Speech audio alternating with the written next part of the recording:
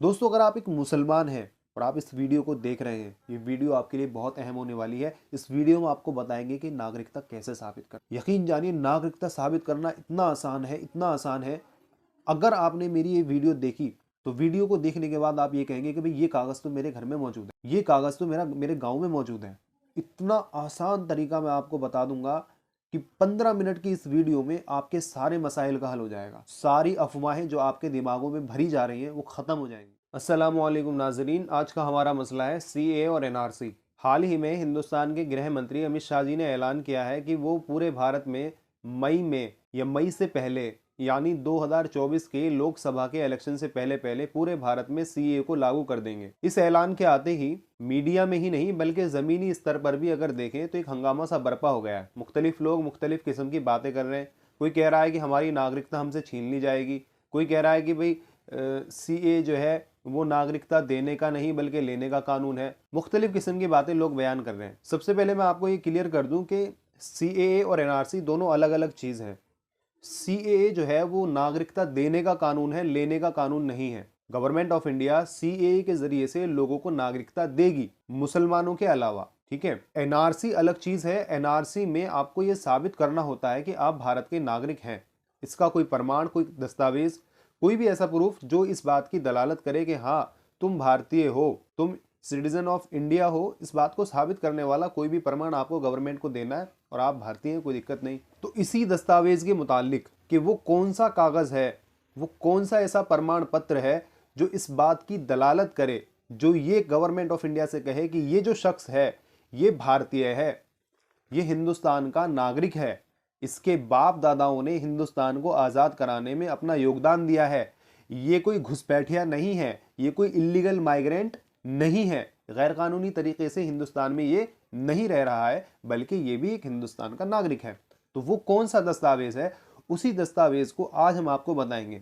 नाजरीन, से 15 मिनट की ये वीडियो में अगर जो तरीका मैं आपको बताने जा रहा हूं, अगर आपने उसके मुताबिक अपने सारे दस्तावेज तैयार कर लिए तो यकीन जानिए कि कल को जब एनआरसी अगर लागू हुआ तो उस वक्त में आप मजे से अपने घर पर बैठे हुए होंगे।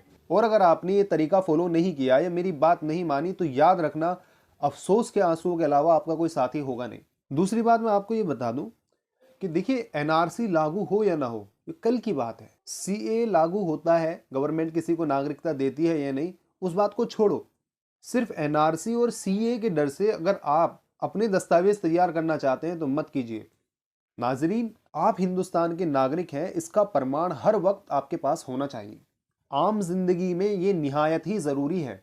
मैं आपको एक छोटा सा वाकया बताता हूँ, बिल्कुल सच्चा वाकया है कि अभी साल 2 साल पहले 3 लड़कों को पुलिस वालों ने गिरफ्तार किया चोरी के इल्जाम में। उनमें से एक बच्चे के ऊपर आरोप लगा कि ये बांग्लादेशी है। जब ये खबर उसके बाप को मालूम हुई, उसके वालिद को, तो वो वालिद साहब जो है गाजियाबाद कोर्ट में उस बच्चे के सारे वो प्रमाण जो उसकी नागरिकता को साबित करते थे कि ये हिंदुस्तानी है वो लेकर वहां पहुंच गए। जब जज ने वो सारे दस्तावेज देखे तो उसने उस अधिकारी को, उस डिपार्टमेंट को जिसने वो उसको दस्तावेज प्रोवाइड किए थे, उसको आदेश दिया कि आइए और प्रूफ दिखाइए कि आपने किस बुनियाद पर जो है इसको हिंदुस्तानी जो है होने का प्रमाण दिया है। अब वो सारे अधिकारी वहां पहुंचे और उन्होंने वो सारे डॉक्यूमेंट्स दिखाए।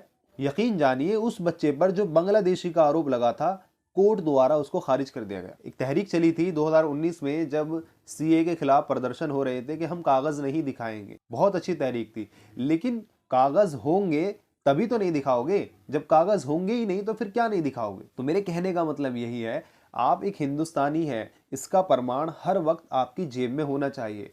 चूंकि मुसलमानों का एजुकेशन राशियो बहुत ज़्यादा लो होता है, ये पढ़े लिखे कम होते हैं, इसलिए अफवाहों पर ये ज़्यादा ध्यान देते हैं। जो जैसा बहका देता है ऐसे ही बहक जाते हैं। अभी हाल में जो मुसलमानों की हालत है वो ये है कि एक स्क्रीनशॉट जो आप स्क्रीन पर भी देख रहे होंगे, ये व्हाट्सएप ग्रुप में बहुत तेज़ी से वायरल हो रहा है। लोग इसकी फोटोकॉपी कराकर जो है अपनी जेबों में रख रहे हैं। मैंने एक शख्स से पूछा कि भाई इसका क्या करोगे, कि बस इसको जेब में रखना है और कुछ नहीं। क्या ये पर्चा आपको सीए और एनआरसी से बचा लेगा? सीए तो छोड़िए, क्या ये पर्चा आपको आपकी नागरिकता साबित करता है? गवर्नमेंट ऑफ इंडिया कल को अगर एनआरसी लागू करती है तो क्या ये कागज आपकी हिफाजत करेगा? बिल्कुल भी नहीं। ये एक आरटीआई का जवाब है जिसमें लिखा है कि किसी भी आम आदमी को यह अधिकार नहीं है कि वो आपसे आपके नागरिक होने के सबूत मांगे। बिल्कुल सही बात है कि किसी भी आम आदमी को, लेकिन एक गवर्नमेंट ऑफिशियल को, जैसे कि कोई पुलिसकर्मी या अदालत, उसको पूरा अधिकार है, अगर आपके ऊपर कोई एफआईआर दर्ज होती है, कोई मामला बुक होता है, तो उस केस में अगर आपको नागरिकता साबित करने की वजह नागरिकता साबित करने को कहा जाता है,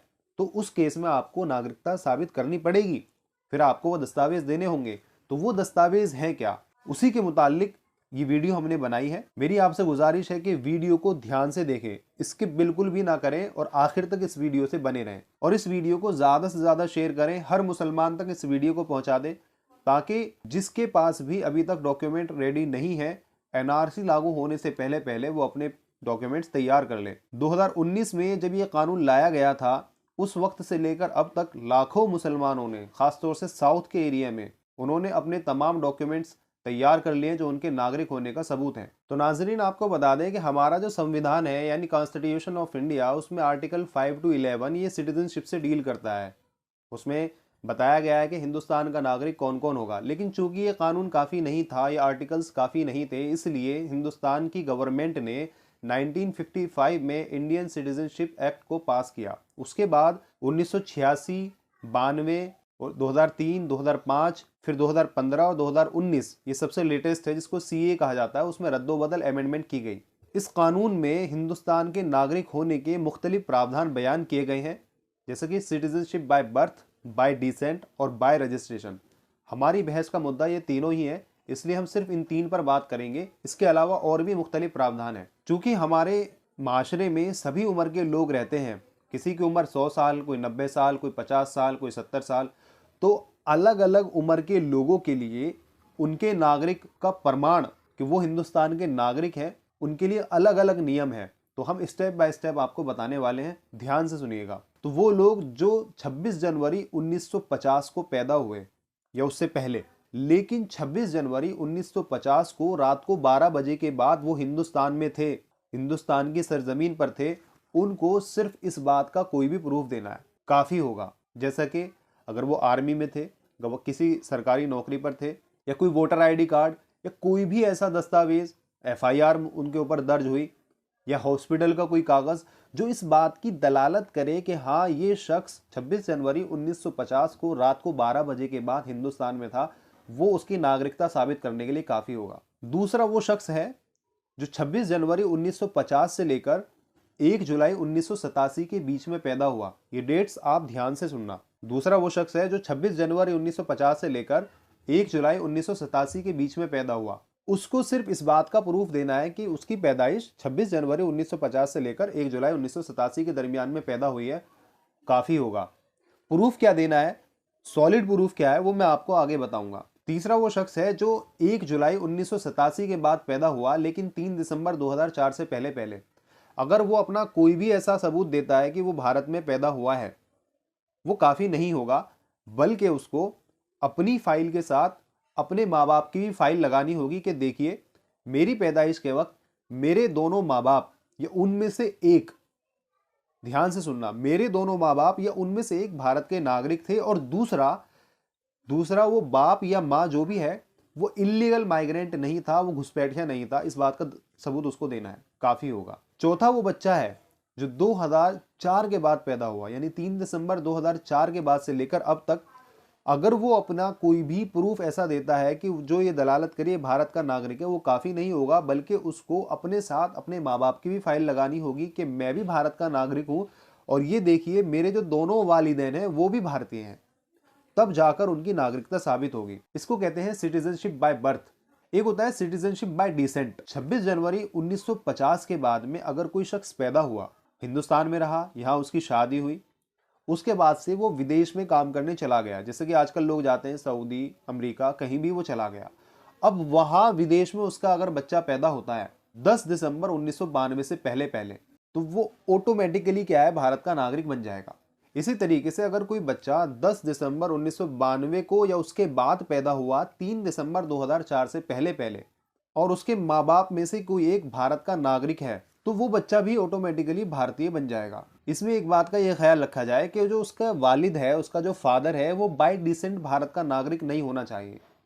अगर उसका वालिद बाय डिसेंट भारत का नागरिक है, तो फिर उस केस में उसके वालिद को इंडियन हाई कमीशन में जाकर उस बच्चे को रिपोर्ट करना होगा, उसका पंजीकरण करवाना होगा, तब जाकर उसकी नागरिकता जो है उसको दे दी जाएगी। इसी तरीके से 3 दिसंबर 2004 के बाद से लेकर अब तक जितने भी बच्चे पैदा हुए वो भारतीय जब होंगे जब 1 साल के अंदर अंदर वो इंडियन हाई कमीशन में जाकर उसके माँ बाप उसको रिपोर्ट करें, उसका पंजीकरण करवाएं। अगर ऐसा वो नहीं करते हैं तो वो तो भारत के नागरिक रहेंगे लेकिन उनका बच्चा जो है वो भारतीय नहीं रहेगा। इसको कहते हैं सिटीजनशिप बाय डिसेंट। अब तीसरे नंबर पर आता है सिटीजनशिप बाय रजिस्ट्रेशन। देखिए आसान लफ्जों में अगर मैं आपको बताऊं कि ये जो कानून है CAA कि नागरिकता देने का कानून है, जैसा कि हमने पहले बताया, लोग इसमें अपना पंजीकरण करवाएंगे, रजिस्ट्रेशन करवाएंगे, वो डिक्लेयर करेंगे कि मैं उस साल जो है हिंदुस्तान में आया, उस देश से आया, वगैरह वगैरह। तो उनको जो नागरिकता दी जाएगी उसको कहा जाएगा सिटीजनशिप बाय रजिस्ट्रेशन। अब देखो करना क्या है, करना यह है, आपको मैं बता दूं कि असम में जब NRC लागू हुआ तो 10 लाख लोगों की तादाद ऐसी थी जिनके पास सारे दस्तावेज थे, सब कुछ था, लेकिन फिर भी वो अपनी नागरिकता साबित नहीं कर पाए। उसकी वजह क्या है? उसकी वजह यह है कि उनके नाम में उनके वालिदैन की, यानी उनके डॉक्यूमेंट्स में उनके वालिदैन की जो स्पेलिंग है वो कुछ और है, और जो उनके वालिदैन हैं उनके जो डॉक्यूमेंट्स हैं उनमें स्पेलिंग कुछ और है। तो स्पेलिंग मिसमैच होने की वजह से वो लोग अपनी नागरिकता साबित नहीं कर पाए थे। तो इसलिए आपको करना यह है कि आप अपने घर जाएं, घर के सारे मेंबर्स के डॉक्यूमेंट्स चेक करें, सब में अपनी भी स्पेलिंग चेक करें, अपने वालिदैन की भी स्पेलिंग चेक करें कि भाई मेरे वालिद का नाम सही है नहीं है, स्पेलिंग बिल्कुल डिक्टो सेम टू सेम होनी चाहिए। दोस्तों ये जो बात मैं आपको बता रहा हूँ ये हिंदुस्तान के हाई कोर्ट, सुप्रीम कोर्ट के बड़े बड़े जजेस, उनकी जितनी भी बातें हैं उनका निचोड़ मैं आपके सामने पेश कर रहा हूँ। तो इसलिए मेरी बात को ध्यान से सुनना। कमाएंगे क्या, खाएंगे क्या, इस चीज को छोड़ो। अभी जो काम आपका 1000-2000 रुपए में हो जाएगा, यकीन जानिए जब NRC लागू होगा आप 5-5, 10-10 लाख रुपए भी ऑफर करेंगे तब भी वो काम नहीं हो पाएगा, क्योंकि उस वक्त में प्रेशर ही इतना होगा। आसाम में ऐसा ही हुआ।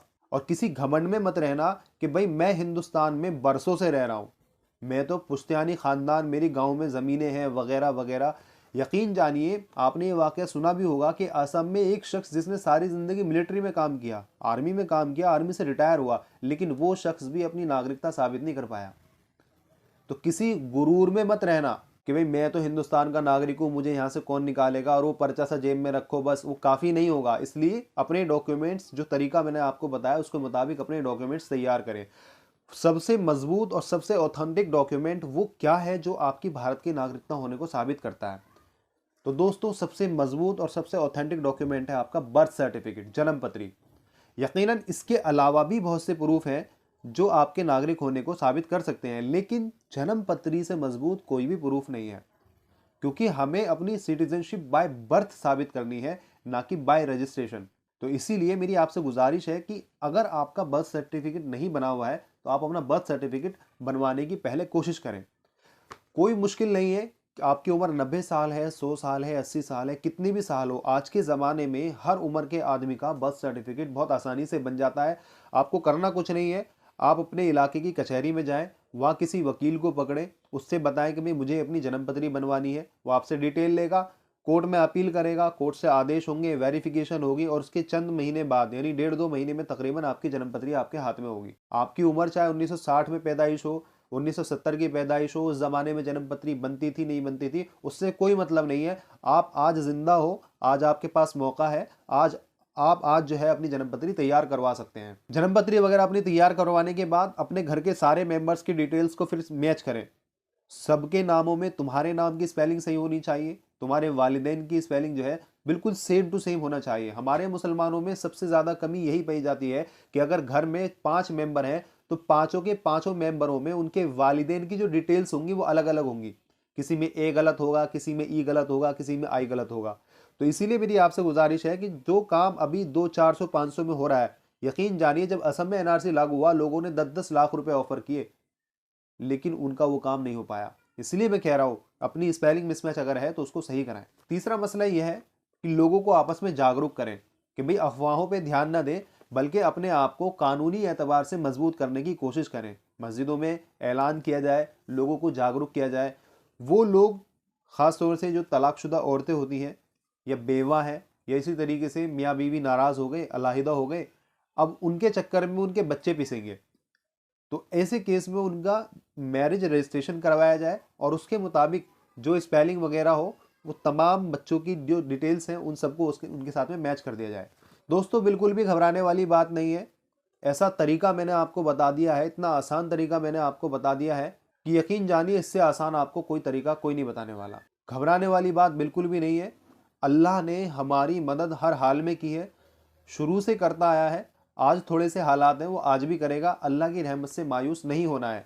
हिम्मत करो, कागज जुटाओ, अल्लाह की मदद भी आपके साथ होगी। इसके अलावा एक बात आखिर में मैं ये कहना चाहूंगा कि 2024 के इलेक्शन आने वाले हैं। जिसका वोटर आईडी कार्ड अभी तक नहीं बना है, अभी बन रहे हैं, बनवा लें।